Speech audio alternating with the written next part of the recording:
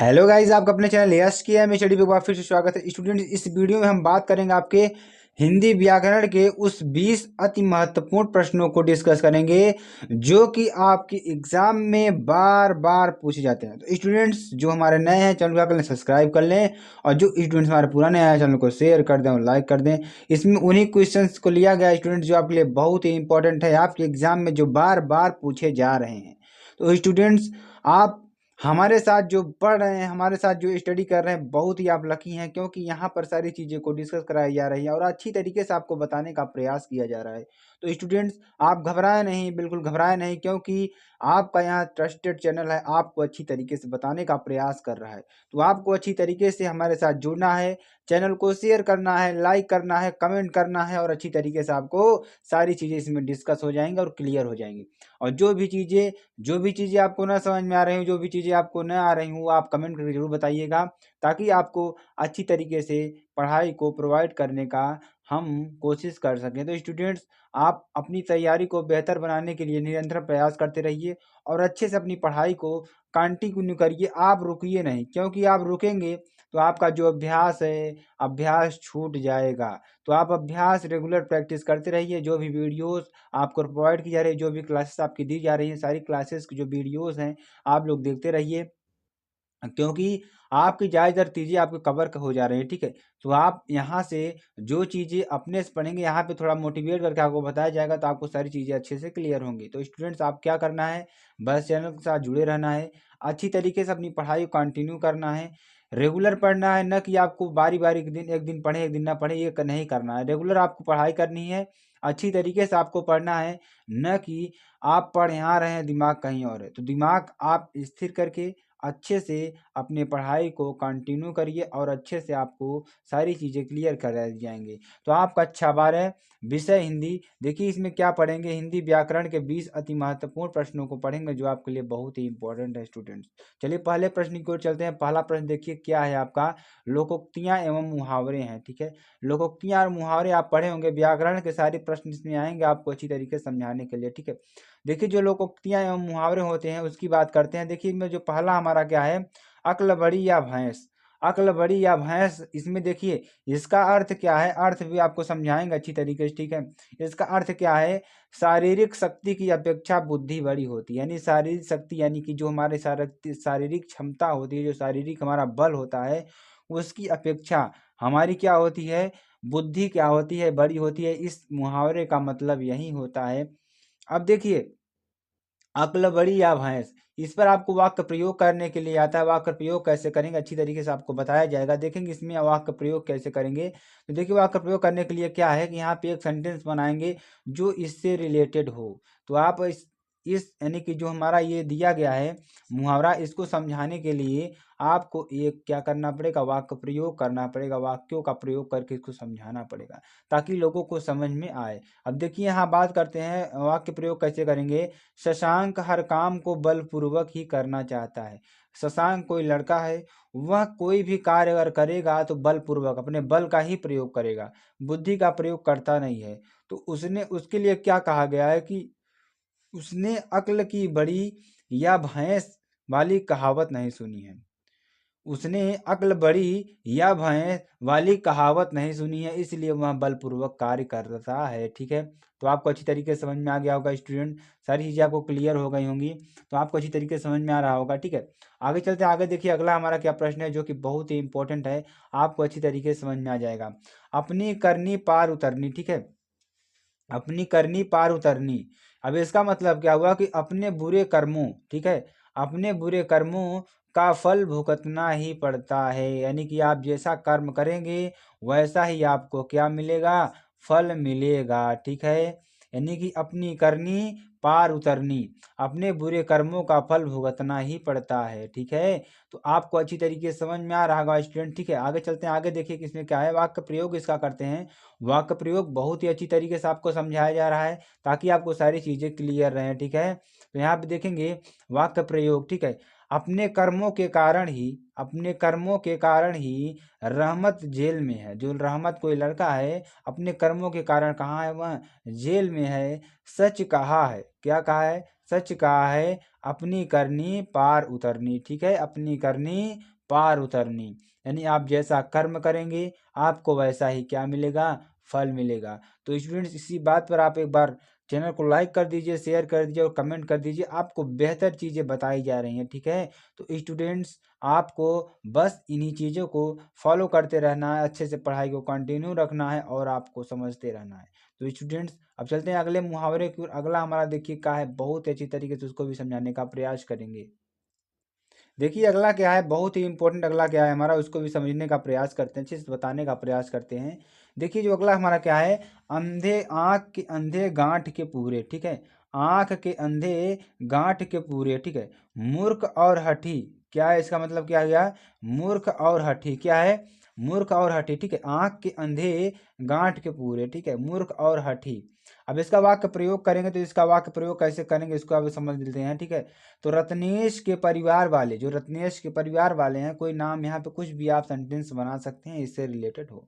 तो रत्नेश के परिवार वाले क्रोधी ही नहीं, आंख के अंधे और गांठ के पूरे भी हैं। मतलब मूर्ख और हठी भी हैं वो लोग क्या कि क्रोधी ही नहीं, वे लोग क्रोधी ही नहीं बल्कि आंख के अंधे और गांठ के पूरे भी हैं। तो आपको अच्छी तरीके से समझ में आ गया होगा स्टूडेंट्स क्या चीज़ें हम बताने का प्रयास कर रहे हैं। आपको लोकोक्तियाँ और मुहावरे सारी चीज़ें इसमें क्लियर हो रही होंगी और अच्छे से आप लोग समझ में आ रहा होगा। अगर देखिए स्टूडेंट्स, अगर आपको अच्छे से और पढ़ाई करनी है तो एस के एम स्टडी का, ठीक है, एस के एम स्टडी के जो हमारा टेलीग्राम चैनल है, ठीक है, टेलीग्राम चैनल है, उस पर आप लोग जा करके, ठीक है, उस पर आप लोग जा करके क्या कर सकते हैं, उस पर जा करके चैनल को सब्सक्राइब कर लीजिए और जो भी वीडियोस यहाँ से प्रोवाइड की जाती हैं उसका जो पीडीएफ है आपको वहाँ पे मिल जाएगा स्टूडेंट्स। बस आपको वहाँ पे जाके विजिट करना है, अच्छी तरीके से तैयारी करते रहना है। तो स्टूडेंट्स आपको क्या करना है, टेलीग्राम चैनल पर जाकर सब्सक्राइब करना है, वहाँ पे कमेंट में डालना है सर इसकी हमें पीडीएफ चाहिए, तो पीडीएफ तुरंत ही अपलोड कर दी जाएगी। चमड़ी जाए पर दमड़ी न जाए, चमड़ी जाए पर दमड़ी न जाए, इसका मतलब क्या हुआ, लालची सोच, क्या है इसका मतलब हमारा क्या होता है, लालची सोच। ठीक है, यानी जिसके अंदर लालच की सोच होती है। ठीक है, अब देखिए इसका वाक्य प्रयोग करेंगे, वाक्य प्रयोग में क्या आएगा, देखिए, राजन की चमड़ी जाए पर दमड़ी ना जाए वाली आदत ही उसके पतन का कारण है। मतलब कि लालची सोच, उसकी जो लालची सोच है इसके कारण ही वो बहुत ही पतन में रहता है। क्या रहता है, पतन में रहता है। तो आपको अच्छी तरीके से समझ में आ गया होगा स्टूडेंट्स। बहुत अच्छी तरीके से आपको बताने का प्रयास किया जा रहा है, अच्छी तरीके से आपको समझाने का प्रयास किया जा रहा है।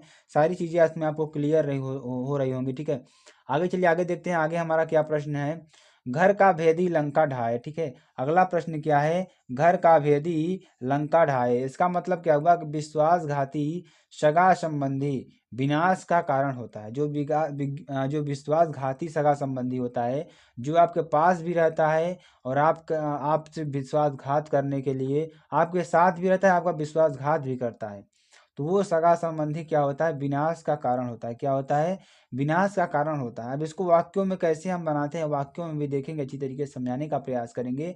देखिए, विभीषण ने भगवान राम का साथ देकर, जो विभीषण थे, विभीषण ने भगवान राम का साथ देकर घर का भेदी लंका ढाए वाली बात की है। यानी कि घर का भेदी लंका ढाए वाली बात की है, यानी कि वो सारी चीज़ें रावण की जानते थे कि उसको कहाँ पर मारना चाहिए, कहाँ पे नहीं मारना चाहिए। तो उसने जो अपना जीवन था, यानी कि जो उसका आत्मा थी, उसने अपनी आत्मा को अपनी नाभि में रखे हुए था।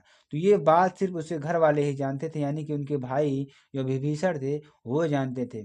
और उससे परेशान होकर विभीषण ने लंका को छोड़ करके भगवान राम की शरण ले लिए थे। तो वहाँ पे जब युद्ध होने लगा लास्ट में, तो भगवान विभीषण ने ही बताया था भगवान राम को कि आप उनकी नाभि में वार करिए। ठीक है, क्योंकि रावण के सर पर वार कर रहे थे तो रावण का सर कट जाता था, लेकिन फिर नया नया दूसरा सर उगाता था, क्योंकि उसका जो जीवन था, जो उसकी आत्मा थी, वह उसके नाभि में निवास करती थी। तो स्टूडेंट्स, यहाँ से हमें क्या सीख मिलती है कि जो हमारा सगा संबंधी विश्वासघाती होता है वह उसके साथ नहीं रहना चाहिए, यानी वही हमारा क्या होता है, विनाश का कारण होता है स्टूडेंट्स। तो यहाँ पे देखिए, जब युद्ध होने लगा तो विभीषण ने भगवान राम को उसके नाभि मारने के लिए कहा। इस तरीके से रावण की क्या हो जाती है, अंत हो जाता है और वहीं से रामायण की समाप्ति हो जाती है। तो देखिए आगे चलते हैं। आगे हम आगे क्या पढ़ेंगे उसको भी बताने का प्रयास करते हैं, अच्छी तरीके से समझाने का प्रयास करते हैं। स्टूडेंट्स आपको अच्छी तरीके से बेहतर ढंग से एक अच्छे वे में पढ़ाई की जाए, हमारा यही लक्ष्य है कि आपको एग्ज़ाम में 95 प्लस नंबर मिले और अच्छी तरीके से आप पढ़ाई करिए। बस आप इतना मोटिवेट रहिए कि हम अच्छे से पढ़ाई कर रहे हैं। अपनी अभ्यास पुस्तिका को इस तरीके से रखिए कि आप अभ्यास करते रहिए, ठीक है। चलिए आगे चलते हैं, आगे हम देखते हैं, अच्छी तरीके से समझने का प्रयास करते हैं आगे क्या चीज़ें दी गई हैं। आगे देखिए जो हमारा सेंटेंस आएगा वो कुछ ऑप्शनल सेंटेंस होंगे। इसमें 4 ऑप्शन आपके दिए रहेंगे। उन 4 ऑप्शन में से आपको एक ऑप्शन सही होगा, उस ऑप्शन को आपको चूज करके आंसर पर टिक लगाना रहेगा या आंसर को अपनी उत्तर पुस्तिका में लिखना रहेगा। स्टूडेंट देखिए यहाँ पे बात करते हैं पावक का संधि विच्छेद है। जो पावक का संधि विच्छेद है क्या होगा, इसमें देखिए 4 ऑप्शन आपके दिए हैं। पो प्लस अकह, पौ धन अकह, पा प्लस वकह या पाव धन अकह। इसका उत्तर क्या हो जाएगा स्टूडेंट, इसको आपको बताने का प्रयास किया जा रहा है। पौ धन अकह क्या हो जाएगा, पौ धन अकह हो जाएगा। उसका देखिए नरेंद्र का संधि विच्छेद क्या होगा, जो नरेंद्र है नरेंद्र का संधि विच्छेद क्या होगा, इसको भी समझाने का प्रयास करते हैं, अच्छी तरीके से बताने का प्रयास करते हैं। तो देखिए क्या होगा, नय धन इंद्र, न धन इंद्र, नर धन इंद्र या ना धन इंद्र। तो इसके उत्तर की बात करेंगे स्टूडेंट, इसका उत्तर क्या हो जाएगा, ऑप्शन नंबर सी हो जाएगा, यानी कि नर धन इंद्र हो जाएगा, ठीक है। आगे देखिए जो हमारा 8वां प्रश्न होगा बहुत ही इंपॉर्टेंट है। देखिए अंश और अंश का मतलब क्या होता है, इसमें भी 4 ऑप्शन आपके दिए रहेंगे।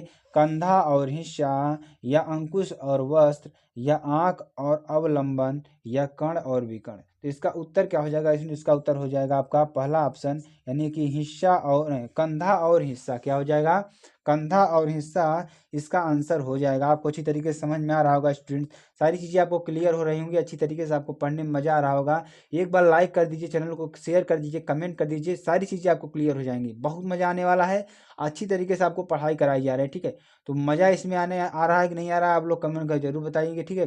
तो मज़ा आ जाएगा, बिल्कुल मज़ा आएगा, लास्ट तक बने रहिएगा। अच्छी तरीके से आपको समझाने का प्रयास किया जा रहा है। चलिए आगे देखते हैं आगे क्या चीज़ें दी गई है, बहुत ही इंपॉर्टेंट चीज़ें आपको बताने का प्रयास किया जा रहा है। आगे चलिए देखते हैं क्या है। आगे देखिए आगे हमारे 9वें नंबर पर क्या है, अनल और अनिल, ठीक है। अनल और अनिल, अब देखिए इसमें बात क्या की जा रही है। ए नंबर पे वायु और अग्नि, पानी और आग, जल और हवा, अग्नि और वायु। यहाँ पे उत्तर की बात करेंगे स्टूडेंट, इसका उत्तर क्या हो जाएगा, पानी और आग। अनल मीन्स क्या होता है, पानी होता है, अनिल मीन्स क्या होता है, आग होती है। तो आपको अच्छी तरीके से क्लियर हो गया होगा इसका ऑप्शन क्या होगा, सारी चीज़ें आपको क्लियर हो जाएगी, बिल्कुल मजा आ जाएगा। हमारे साथ जुड़े रहिए, अच्छी तरीके से आपको पढ़ाई कराई जाएगी, ठीक है। अब देखिए अपेक्षा और उपेक्षा, अपेक्षा और उपेक्षा की बात करेंगे। देखिए इसमें आपको 10वें नंबर का प्रश्न है, आपको अच्छी तरीके से यहाँ पे दिखा होगा अपेक्षा और उपेक्षा, ठीक है। अपेक्षा और उपेक्षा, अब देखिए अब आपको उत्तर बताना है। तुला और निरादर, तुलना और बुराई, तुलना और अवहेलना, चाह और बुराई। आप ऑप्शन जरूर बताएंगे, ऑप्शन अपना कमेंट कर जरूर बताइएगा। प्लीज़ सभी लोग कमेंट कर दीजिए अपना ऑप्शन बताने के लिए, तभी अपना ऑप्शन दिखाएंगे। तो देखिए इसका ऑप्शन क्या हो जाएगा इसमें, देखिए ऑप्शन क्या हो जाएगा, सी नंबर, तुलना और अवहेलना, ठीक है। तुलना और अवहेलना इसका आंसर हो जाएगा। अब देखिए आगे अपना आप लोग बताएंगे अनेकार्थी शब्द बताएंगे, ठीक है। तो यहाँ पे देखिए अज मीन्स क्या होता है, अज मीन्स क्या होता है, रघु के पुत्र, बकरा, ईश्वर और अजन्मा। ये सारी चीजें इसके क्या हैं, जो हमारे अज है, अज का अनेकार्थी शब्द है। तो आपको अच्छी तरीके से समझ में आ गया। चलिए आगे चलते आगे देखते हैं। आगे देखिए 12 नंबर में क्या है, 12 नंबर की बात करते हैं और 12 नंबर को समझने का प्रयास करते हैं। राजा, राजा का अगर हम जो हमारा सेंटेंस है, अगर इसका हम क्या निकालेंगे स्टूडेंट्स, अगर हम इसका निकालना चाहेंगे कि इसके अनेकार्थी शब्द क्या क्या होंगे, तो राजा क्या होता है, जो धनी होता है, बहुत राजा होता है, ठीक है। जिसके पास धन संपदा बहुत ज़्यादा होती है वो क्या होता है, राजा होता है। राजा का मतलब क्या होता है, एक ही होता है। राजा क्या होता है हमारा, एक ही होता है राजा, ठीक है। उपाधि, उपाधि मतलब जिसको राजा की उपाधि जाती है, अच्छी तरीके से उसको गद्दी पे बैठाया जाता है, उसे क्या होता है, राजा। और प्रिय, प्रिय मीन्स जिसका जो सबका प्रिय हो वह भी राजा होता है, ठीक है। सूर्य की बात करेंगे, सूर्य का देखिए, सूर्य का जो अनिकार्सी शब्द बनेगा वो क्या बनेगा, पहला नंबर हमारा क्या आएगा, सूरज, सूरज इसका होगा। उसके बाद मदार का पौधा क्या होगा, मदार का पौधा। उसके बाद 12 की संख्या, 12 की संख्या भी क्या होती है, हमारी सूर्य होती है। 14 नंबर की बात करेंगे, 14 नंबर में देखेंगे तो 14 नंबर में देखिए हलधर, हलधर का मतलब क्या हुआ, बलराम, किसान और बैल, ठीक है। इसमें चार ऑप्शन, तीन चीजें आ जाएंगी। पहला क्या है, हलधर, दूसरा क्या है, किसान, तीसरा क्या है, बैल, ठीक है। आगे चलिए 15 नंबर की बात करेंगे। 15 नंबर में देखिए चंद्रमा, चंद्रमा का क्या है, एक उपग्रह है, ठीक है। मास, मास मीन्स भी क्या होता है, चंद्रमा। कपूर, कपूर भी क्या होता है, हमारा चंद्रमा का होता है। अब देखिए जो अनेक शब्दों के आपके एक शब्द लिखने होते हैं उसकी बात करेंगे और अच्छी तरीके से समझने का प्रयास करेंगे, ठीक है। 16 नंबर में प्रश्न में आपका क्या आएगा कि अपने को धोखा देने वाला, ठीक है। जो अपने आप को धोखा देता है, अपने आप को धोखा देता है, उसे हम क्या कहते हैं स्टूडेंट्स, उसको हम कहते हैं आत्मवंचक। क्या कहते हैं, आत्मवंचक कहते हैं। जिसे प्राप्त करना क्या हो, कठिन हो, जिसे प्राप्त करना क्या हो, कठिन हो, उसे क्या कहेंगे हम, दुर्लभ कहते हैं। क्या कहते हैं, दुर्लभ कहते हैं, उसे हम क्या कहेंगे, दुर्लभ कहेंगे, ठीक है। 18 नंबर की बात करेंगे, सरिताम, सरिताम में कौन सी विभक्ति और कौन सा वचन है, इसका ऑप्शन आप लोग बताएंगे आंसर, ठीक है। इसका आंसर आप लोग बताएंगे, अच्छी तरीके से बताएंगे, ठीक है। सरिताम का विभक्ति और वचन क्या होगा, द्वितीया एक वचन, षष्ठी एक वचन, पंचमी बहुवचन या सप्तमी बहुवचन। तो इसका उत्तर क्या हो जाएगा स्टूडेंट्स, इसका उत्तर प्लीज कमेंट करके जरूर बताइएगा। आप लोग कमेंट कर दीजिए एक बार, क्या हो जाएगा, जी हाँ बिल्कुल स्टूडेंट, आपका क्या हो जाएगा, षष्ठी एक वचन, यानी कि ऑप्शन नंबर बी आपका सही आंसर हो जाएगा, ठीक है। आगे चलते हैं अगले प्रश्न की ओर। अगला प्रश्न देखिए 19 नंबर क्या है हमारा, उसको भी देखने का प्रयास। 19 नंबर की बात करेंगे, देखिए नामना, नामना, नामना का देखिए, नामना में क्या हो जाएगा, नामना सप्तमी एक वचन है या द्वितीय एक वचन है या षष्ठी एक वचन या चतुर्थी एक वचन है। तो नामना क्या हो जाएगा, षष्ठी बहुवचन हो जाएगा। इसका ऑप्शन क्या हो जाएगा, षष्ठी बहुवचन हो जाएगा। अब साबुन नहाने को दे दो, ठीक है। अब इसको हमें शुद्ध करना है, क्या करना है, शुद्ध करना है। तो शुद्ध करने में हमें क्या चीजें ध्यान देनी चाहिए, सेंटेंस का जो अर्थ है वहाँ बिगड़ना नहीं चाहिए, अच्छी तरीके से हमें शब्द का चयन करना है। इस साबुन नहाने को दे दो, ठीक है। अब ये देखिए इसको अगर हम नहाने का साबुन दे दो, इसका मतलब ये हुआ, साबुन नहाने को दे दो, ये कोई मतलब नहीं है। साबुन नहाने को दे दो, इसका मतलब सही नहीं निकल रहा है, यानी कि नहाने का साबुन दे दो, इसका सही मतलब क्या हो जाएगा, नहाने का साबुन दे दो। तो स्टूडेंट्स आपको वीडियो कैसी लगी प्लीज़ कमेंट करके जो बताएंगे, क्योंकि इसमें वो चीज़ें हम लिए हैं जो कि आपके लिए बहुत ही इंपॉर्टेंट है। इसका पीडीएफ अगर आपको पाना है तो आप SKM स्टडी के टेलीग्राम चैनल पर जा करके वहाँ पे चैनल को सब्सक्राइब कर लेंगे और अच्छी तरीके से वहाँ पीडीएफ को पढ़ करके यहाँ पे अपनी तैयारी को ज़बरदस्त तरीके से बनाएंगे। तो स्टूडेंट्स चलते हैं, फिर मिलते हैं नेक्स्ट वीडियो में, और तब तक के लिए आप चैनल को शेयर करते रहिए, लाइक करते रहिए, कमेंट करते चलिए, सब्सक्राइब करते रहिए। फिर मिलते हैं नेक्स्ट वीडियो में। जय हिंद, जय भारत।